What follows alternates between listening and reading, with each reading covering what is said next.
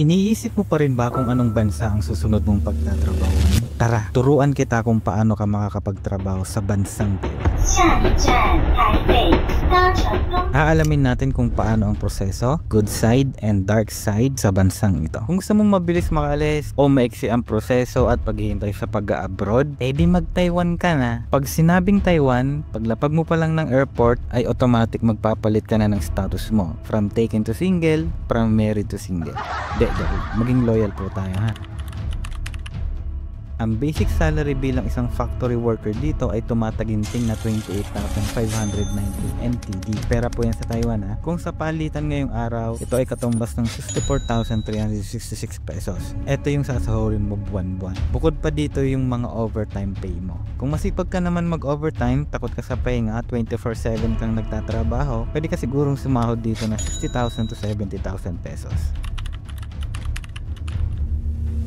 Ang cost of living dito ay di naman ganun kalaki yan. So may maitatabi ka pa rin talaga. Kung suswertihin ka, may mga company dito na nag-o-offer ng libreng kuryente, pagkain at tubig. So napakalaking tulong yun para malis ito sa mga monthly bills mo. Tandaan, hindi lahat ng company sa Taiwan ay may ganitong benepisyo. Hindi rin lahat may overtime. As usual, nakadepende yan sa kalakasan ng kumpanyang pinapasukan mo.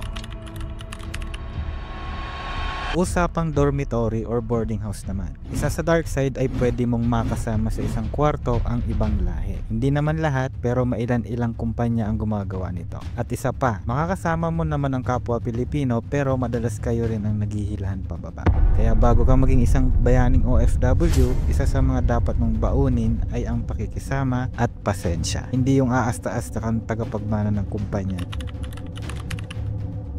Ano nga ba ang mga requirements at qualification? Yung pinaka-importante na lang na madalas nilang hinahanap ang sabihin natin. Ito ay ang mga work experience mo sa pabrika. Height, bawal daw pandak dito eh. Tattoo sa katawan, dapat hindi visible or hindi malaking tattoo. Pwede yan, tatanggapin ka nila. Sa educational background, tumatanggap naman sila ng high school graduate. Hindi naman sila ganun kahigpit as long as may experience ka sa pabrika, especially electronics. Sobrang dami electronics sa Taiwan. And lastly, hindi ka kaliwete. Pwede kang mangaliwa pero hindi ka dapat kaliwete.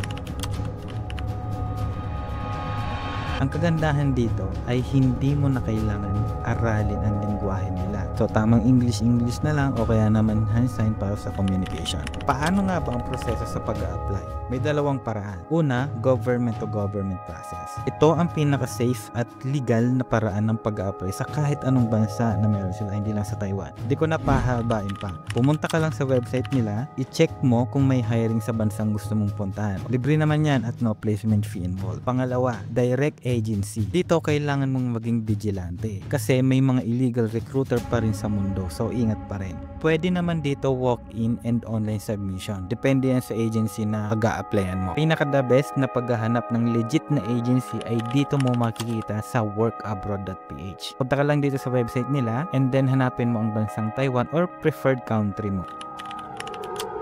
Magkano nga ba ang gagastusin sa pag-a-apply? Dito, nakadepende yan sa employer or company na kukuha sa'yo or i-offer sa'yo ng agency. May libre at meron ding may bayad. Sa madaling salita, hindi lahat ng employer ay nag-o-offer ng no placement fee. At kung nagustuhan mo ang ganitong content, huwag kalimutang mag-like and subscribe para sa mga panibagong topic sa pag-a-abroad. See you in the next video.